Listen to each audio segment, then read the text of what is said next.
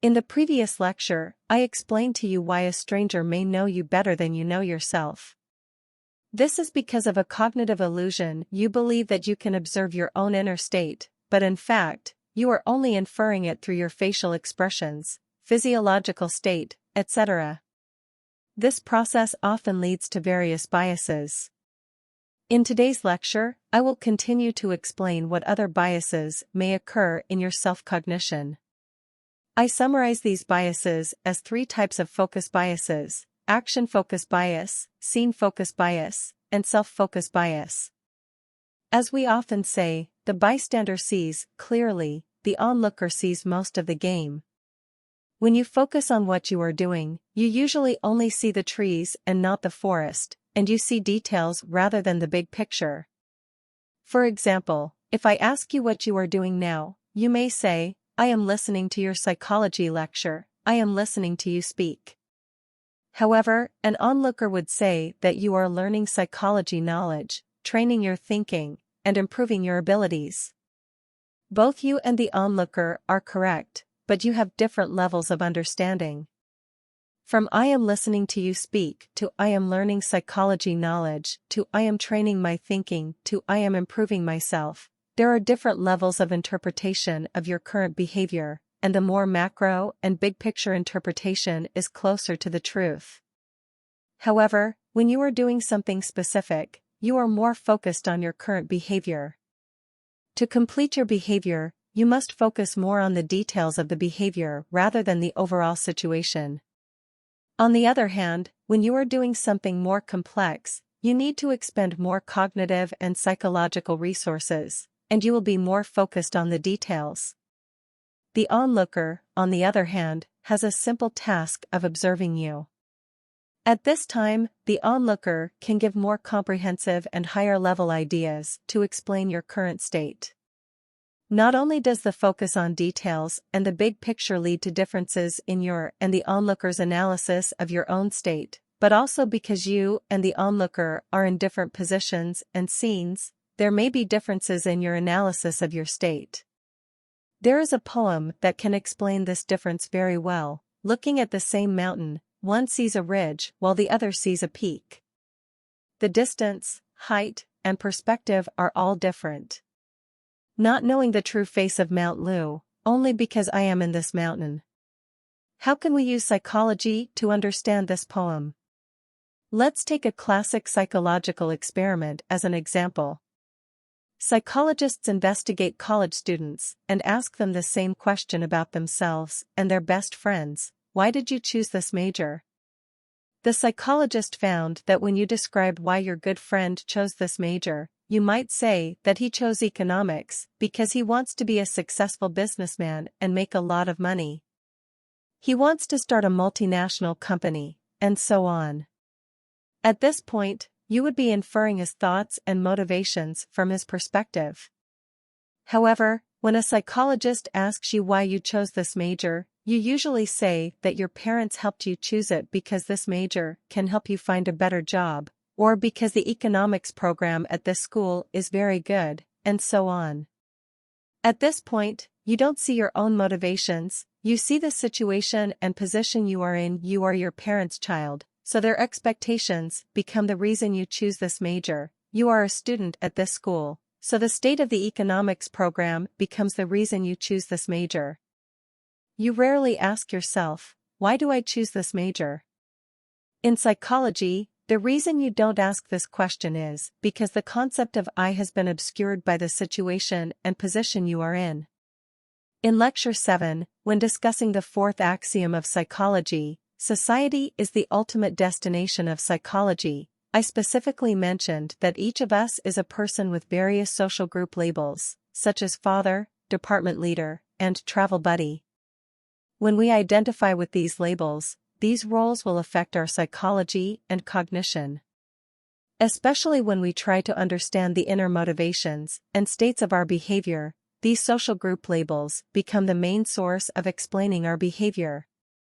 When we analyze the inner motivations and states of others' behavior, we usually can remove these social labels and focus more on their personal reasons.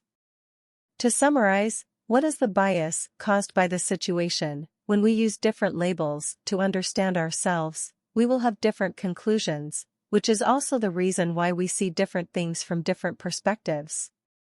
On the other hand, in the eyes of bystanders, there is no influence of these social group labels.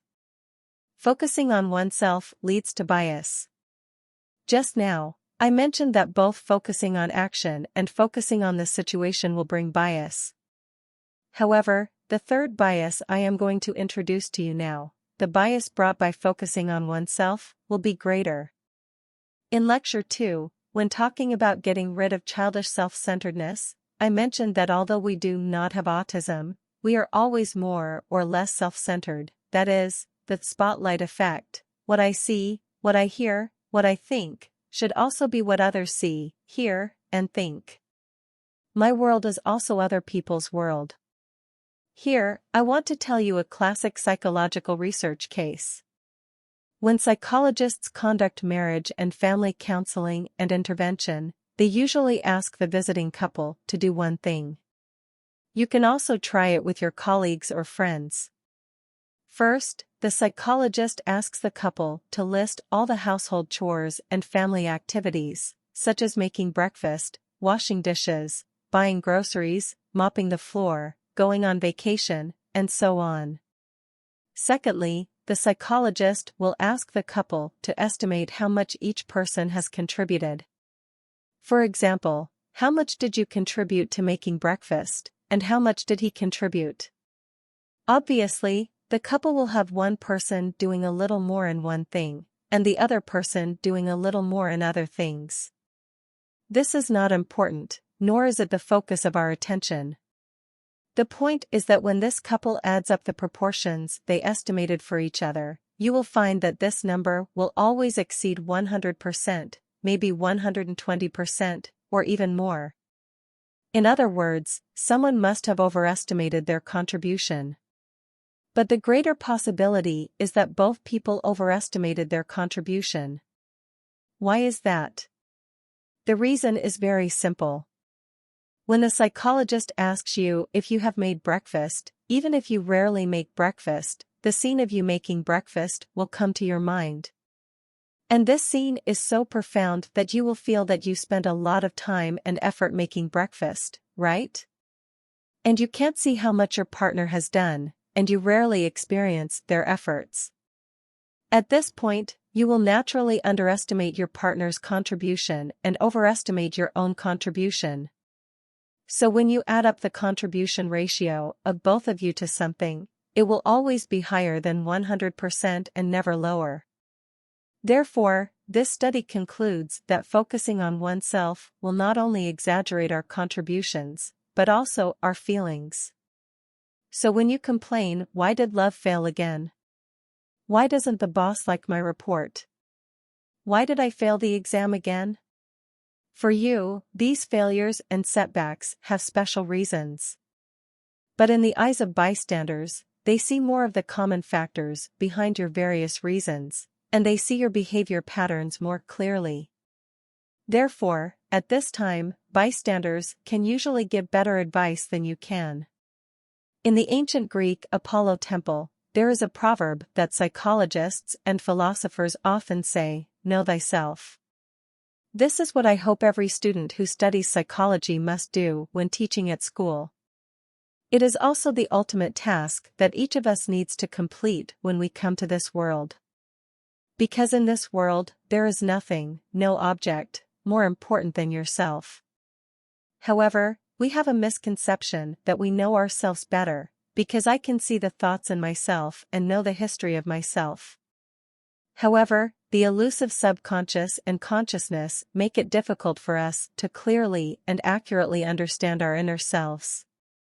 We can only rely on observing our emotions, behaviors, and physiological conditions at this moment to understand our inner state.